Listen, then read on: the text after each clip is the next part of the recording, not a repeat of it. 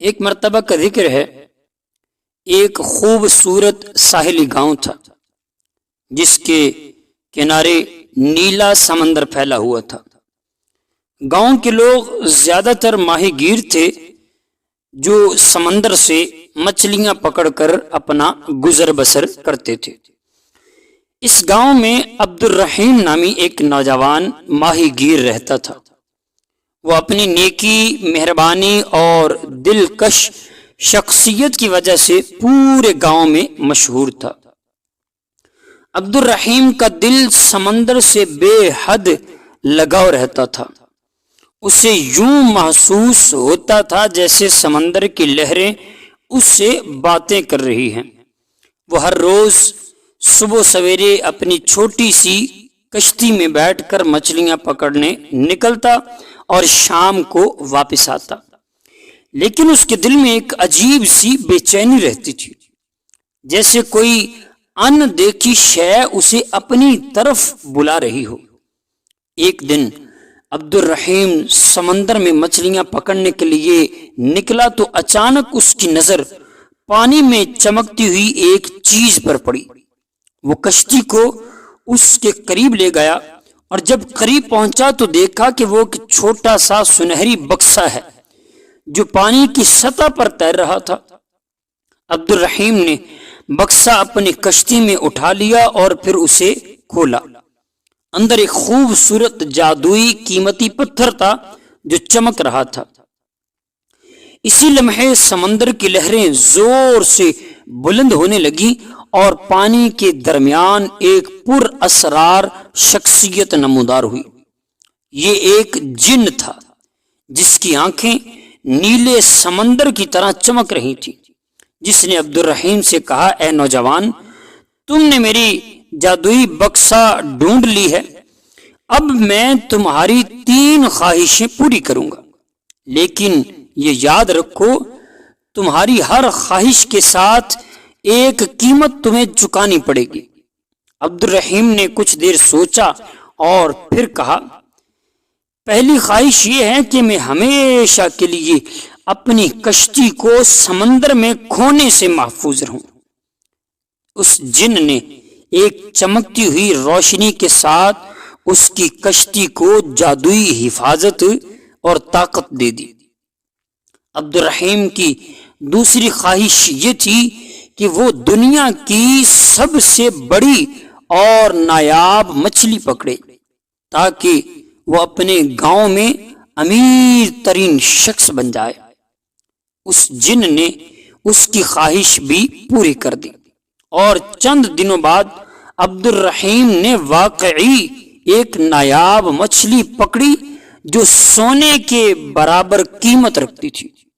لیکن عبد الرحیم کی تیسری اور آخری خواہش اس کے دل کی گہرائیوں سے نکلی۔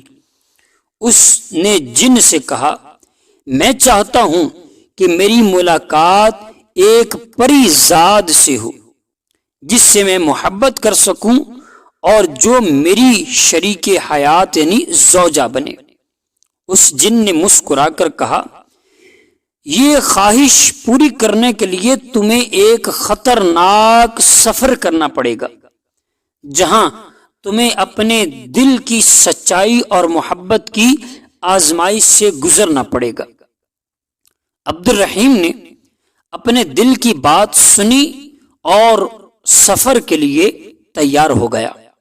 اس جن نے اسے ایک جادوئی کشتی دی جو اسے سمندر کے ایک دور دراز حصے میں لے گئی جہاں کوئی انسان کبھی نہیں پہنچا تھا۔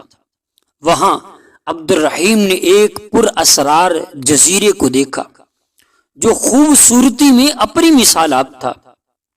جزیرے کے درمیان ایک شاندار محل تھا جس کے اندر ایک خوبصورت پری زاد رہتی تھی جس کا نام نورانی تھا۔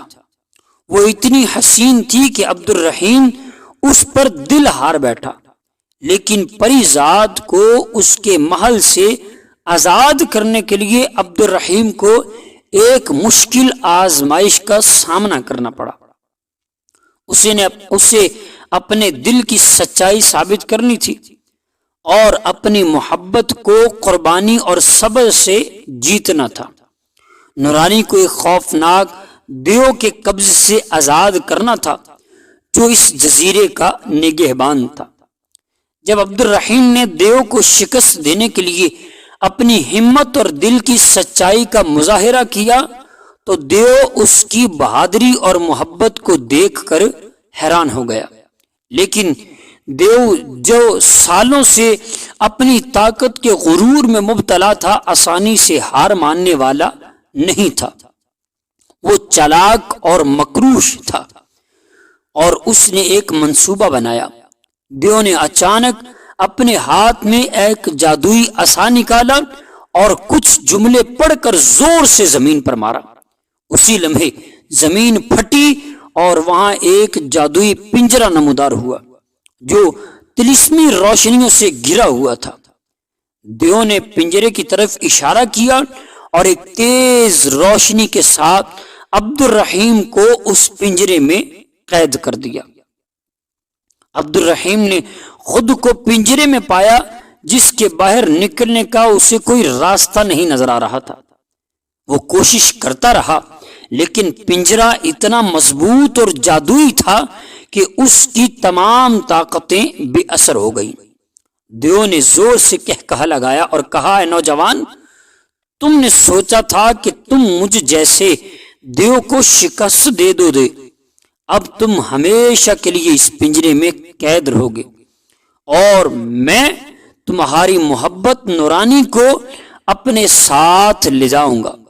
نورانی جو دیو کی چالاکی کو سمجھ چکی تھی بے بسی سے دیکھتی رہی۔ اس نے عبد الرحیم کو آزاد کرنے کی کوشش کی لیکن دیو کی جادوئی طاقتوں کے آگے وہ بھی بے بس ہو گئی تھی۔ دیو نے نورانی کو اپنے قید میں لیا اور ایک طاقتور جادوئی بادل پر سوار ہو کر کہیں دور لے گیا۔ عبد الرحیم کے دل میں مایوسی اور بے بسی کے جذبات چھا گئے۔ وہ اپنی محبت کے لیے سب کچھ چھوڑ کر آیا تھا اور اب خود قید میں بند تھا، لیکن اس کے دل میں ایک امید کی کرن بھی تھی کہ وہ کسی نہ کسی طرح اس پنجرے سے آزاد ہو کر اپنی محبت نورانی کو بچا لے گا۔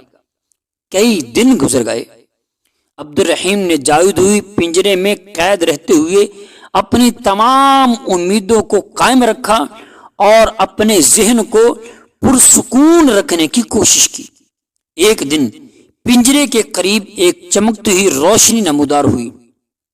یہ روشنی دھیرے دھیرے ایک شکل اختیار کرتی گئی اور عبد الرحیم نے دیکھا کہ یہ ایک بوڑھی عورت تھی جو دراصل سمندر کے ایک پر اسرار اور خیر خواہ روح تھی۔